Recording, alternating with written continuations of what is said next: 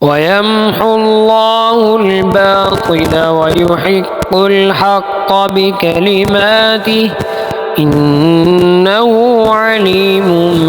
بذات الصدور وهو الذي يقبل التوبة عن عباده ويعفو عن السيئات ويعلم ما تفعلون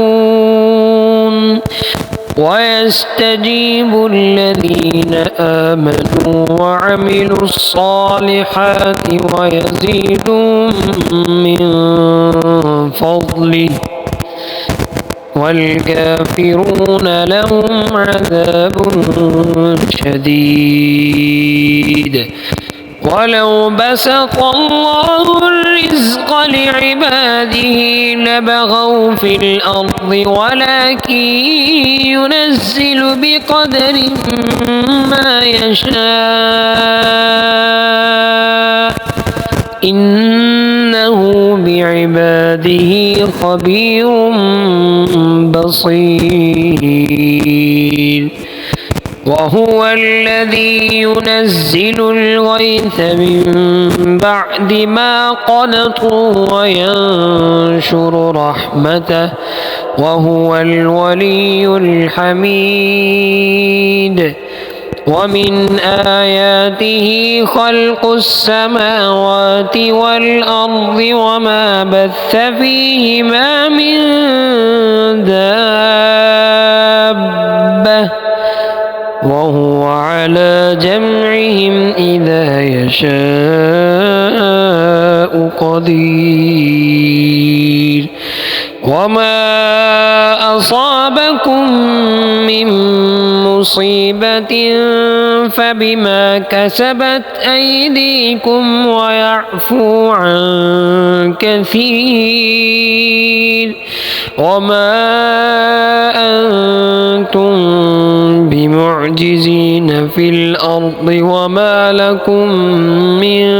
دون الله من ولي ولا نصير ومن آياته الجوار في البحر كالأعلام إن يشأ يسكن الريح فيظللن رواكد على ظهره إن في ذلك لآيات لكل صبار شكور أو يوبقهن بما كسبوا ويعفو عن كثير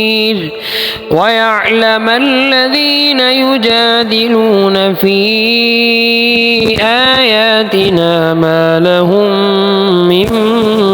محيص فما أوتيتم من شيء فمتاع الحياة الدنيا